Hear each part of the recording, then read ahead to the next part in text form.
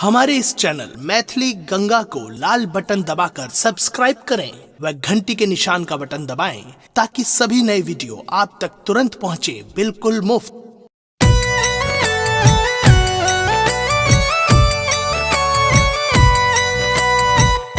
अपने सुन रहल छी गंगा कैसेट के प्रस्तुति।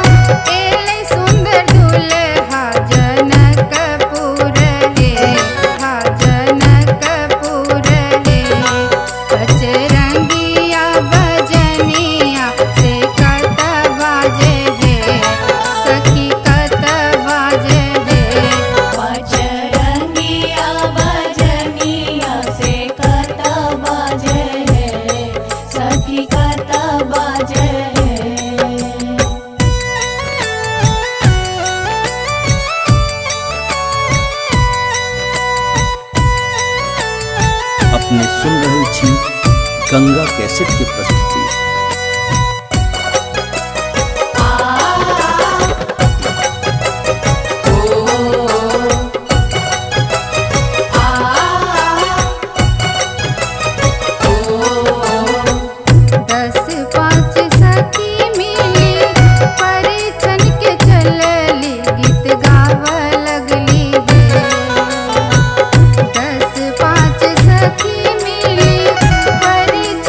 चले